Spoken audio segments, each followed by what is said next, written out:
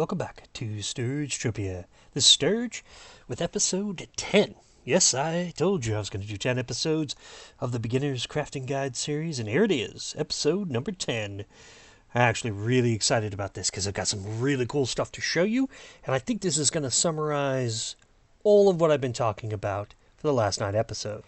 You see, by now I anticipate that all of you are out of the beginner's level of crafting. You're actually now working on your intermediate. You've unlocked blueprint comprehension, and now you're looking for something new to work with.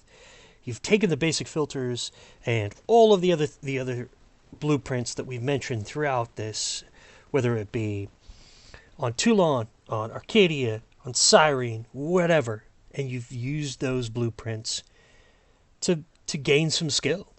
And you probably have a lot more blueprints than you had before, just from drops from crafting itself, and you probably have a lot of loss.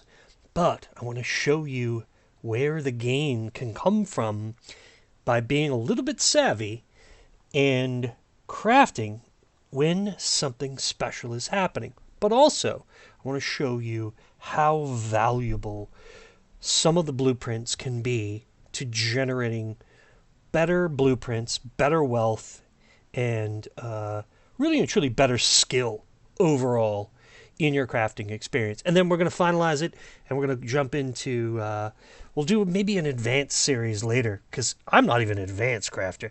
I'm one of those medium jerky guys, you know? I'm like the jerky sturge crafter, which could be a whole new class. We could even create a society. But let's get to what's happened recently, and let me show you the 3 blueprints I think that are essential for furthering your crafting skills as an intermediate. One of the best places I think to start is hunting. And you're like, wait, Sturge, isn't this a crafting video? I'm like, yep. I'm here at Ortho's West Mound, and I'm going to do some hunting because, you know, pretty much the Entropia universe is hunting. You got to do some sort of hunting. Unless you're going to buy everything off the auction house, you're going to hunt. And I'm going to use my Z12 Barbarella, which I got from the pack, I think it was the gold pack, when I bought it many years ago.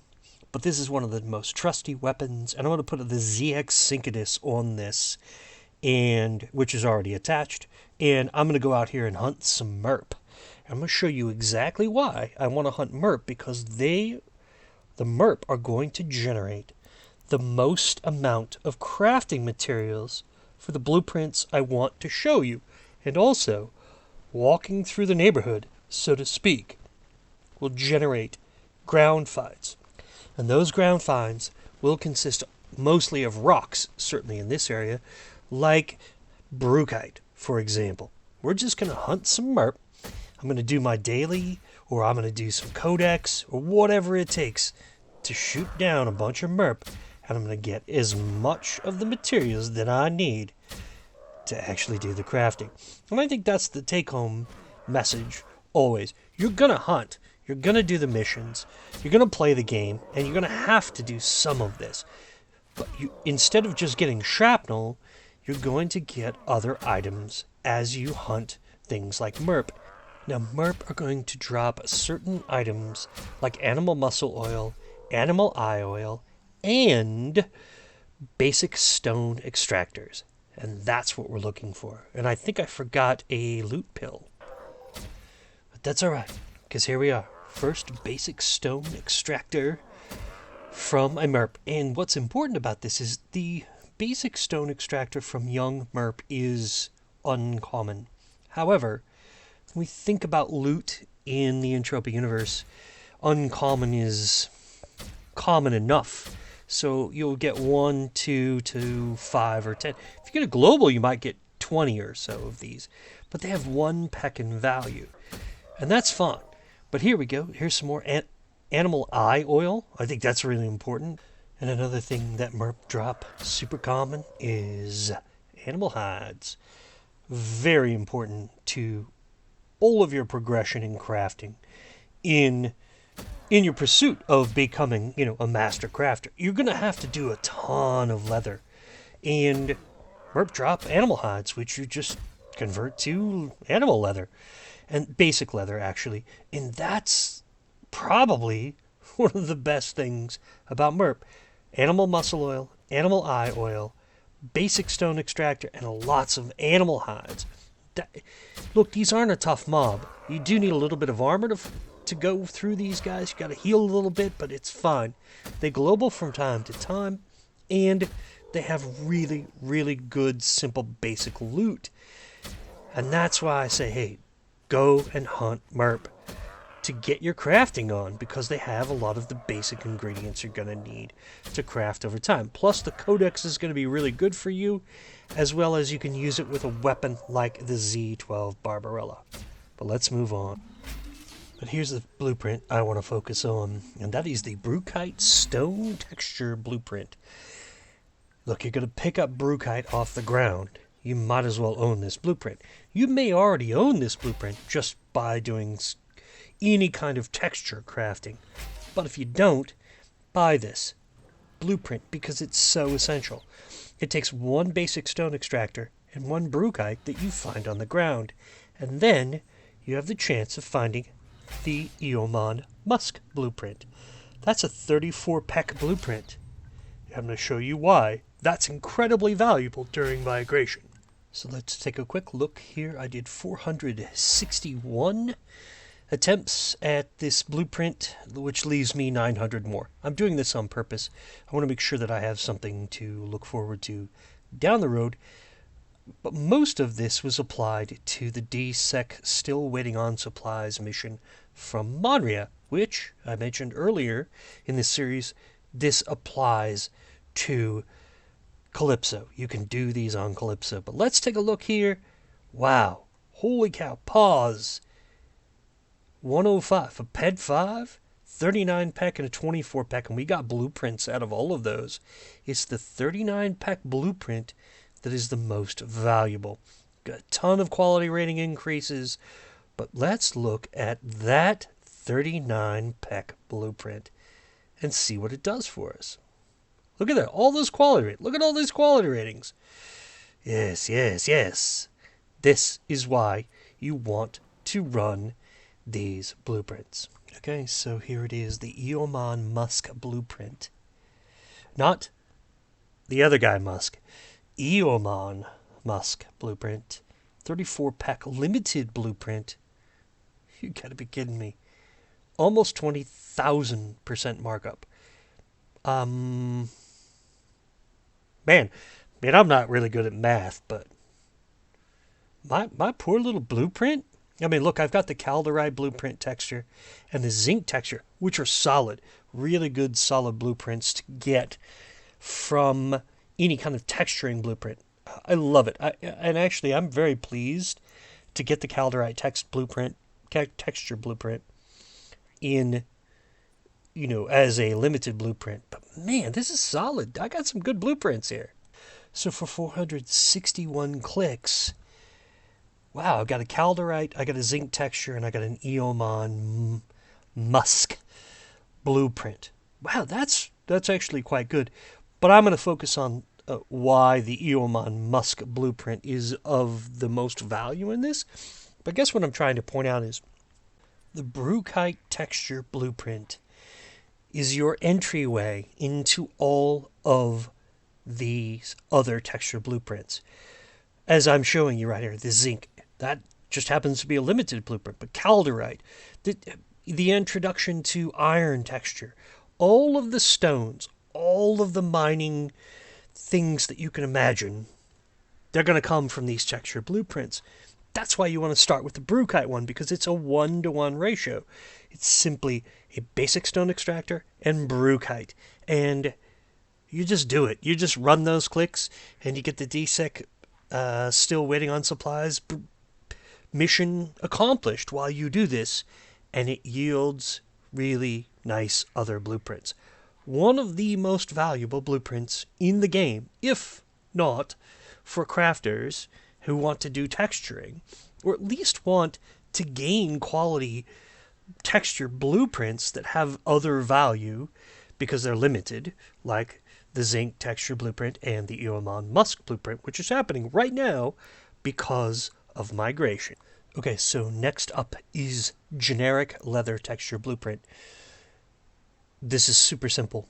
You're going to get animal hides. I mentioned that earlier. You're going to hunt all kinds of creatures on this planet, and you're going to, all planets, and you're going to get animal hides. 3 of those convert to leather, generic leather, and then you use the generic leather texture blueprint to create that. And that's going to drop a lot of other blueprints as well. You should never pay more than a ped for the generic leather texture blueprint. At a 1 pec value on the auction house, it should always be a ped value.